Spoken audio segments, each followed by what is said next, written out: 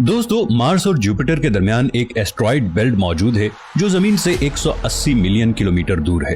इस बेल्ट में लाखों की तादाद में एस्ट्रॉइड्स और कॉमेट्स घूम रहे हैं और इनमें से कई एस्ट्रॉइड्स को साइंसदान स्टडी कर चुके हैं। लेकिन इनमें से बहुत सारे ऐसे एस्ट्रॉइड्स हैं जो प्लैटिनियम, डायमंड्स और गोल्ड के बने हुए हैं। इन्हीं में से एक एस्ट्रॉइड को जब हबल स्पेस टेलीस्कोप ने स्टडी किया तो उस एस्ट्रॉइड ने इंटरनेट की दुनिया में धमाल मचा दी, क्योंकि ये गोल्ड और प्लैटिनियम से बना बहुत बड़ा एस्ट्रॉइड था।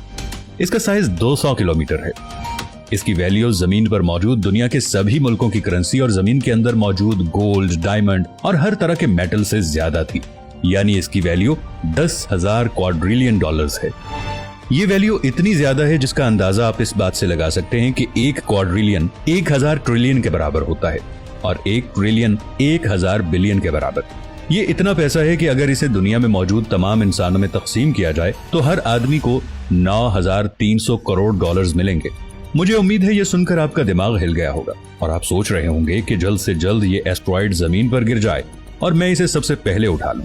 ऐसा सोचने से पहले मैं आपको बता दूं कि अगर इतना पैसा जमीन पर आ गया तो दुनिया में मौजूद किसी भी इंसान को काम करने की जरूरत नहीं पड़ेगी। अगर कोई भी इंसान काम नहीं करेगा तो कोई भी चीज नहीं बनेगी। दुनिया में ट्रेड्स एक ही झटके में खत्म हो जाएंगी और पैसे की वैल्यू पूरी तरह से खत्म हो जाएगी, क्योंकि हम तो काम सिर्फ पैसे के लिए करते हैं।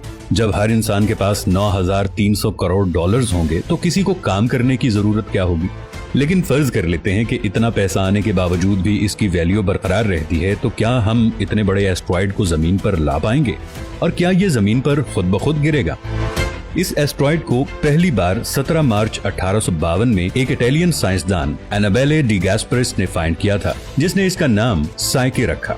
ये हमारी जमीन से 23 करोड़ किलोमीटर दूर मौजूद है। ये दूरी इतनी ज्यादा है कि इसको जमीन पर लाने के लिए जितने पैसों की जरूरत पड़ेगी, इतना पैसा इस वक्त पूरी दुनिया के पास नहीं है। लेकिन नासा और चाइना 2023 और 24 में इस एस्ट्रॉइड पर अपना एक स्पेस क्राफ्ट भेजने वाले हैं, जो 2027 तक वहां पहुंचेगा। यानी ये दोनों मुल्क इस एस्ट्रॉइड को जल्द से जल्द जमीन पर लाने की कोशिश में लग चुके हैं। हर किसी की कोशिश होगी कि वो इसको ज्यादा से ज्यादा स्टडी करके अपने मुल्क में लाए और अमीर हो जाए। एक बात मैं क्लियर कर दूं, नासा और चाइना जिस स्पेस क्राफ्ट को इस एस्ट्रॉइड पर भेज रहे हैं, इसका मकसद वहां से सोना लाना नहीं है, बल्कि इसको स्टडी करना है। साथ ही नासा के साइंसदान इस एस्ट्रॉइड पर माइनिंग भी करेंगे, जिसकी वजह से सारी दुनिया की नजरें इस एस्ट्रॉइड में मौजूद गोल्ड और प्लैटिनियम में लग गई हैं। दोस्तों, जब कोई भी एस्ट्रॉइड जमीन के एटमॉस्फेयर में दाखिल होता है तो उस वक्त इन एस्ट्रॉइड्स की स्पीड 50,000 किलोमीटर फी घंटा तक हो जाती है, जिसकी वजह से जमीन के एटमॉस्फेयर में दाखिल होते ही इस एस्ट्रॉइड का टेम्परेचर बहुत ज्यादा बढ़ जाता है। इतनी ज्यादा स्पीड और टेम्परेचर की वजह से सोने से बना हुआ एस्ट्रॉइड जब जमीन के अंदर दाखिल होगा तो ये जमीन तक पहुंचने से पहले ही राख बन जाएगा। इसके अलावा अगर कोई बड़े साइज का एस्ट्रॉइड हमारी जमीन पर गिरता है तो ये जमीन से टकरा कर इसे तबाह कर देगा। इसके टकराने की वजह से पूरी जमीन एक झटके से हिल जाएगी, जिसकी वजह से बहुत ज्यादा तूफान और सुनामी आएंगे। ये सब हम इंसानों को 1 सेकंड में खत्म कर देंगी। ये सब सुनने के बाद क्या अब चाहते हैं कि ये एस्ट्रॉइड जमीन पर गिरे? लेकिन देखा जाए तो ये एस्ट्रॉइड बहुत ज्यादा कीमती है और सबसे अच्छी बात यह है कि ये हमारे सोलर सिस्टम में ही मार्स के पास मौजूद है।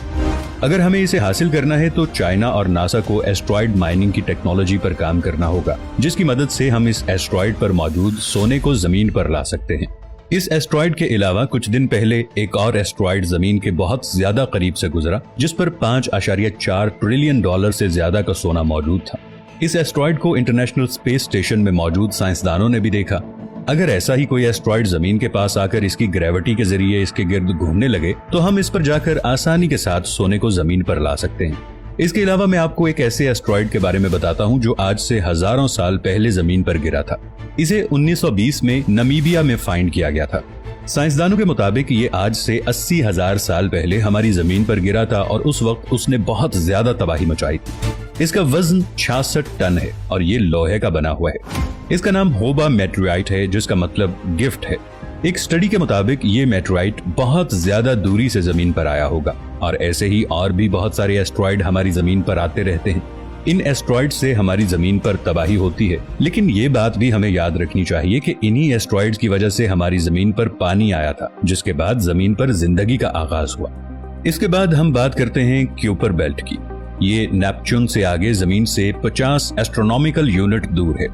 इसका साइज एस्ट्रॉइड बेल्ट से बहुत ज्यादा बड़ा है। इसमें अरबों की तादाद में एस्ट्रॉइड्स और कॉमेट्स घूम रहे हैं। प्लूटो इसी क्यूपर बेल्ट का हिस्सा है।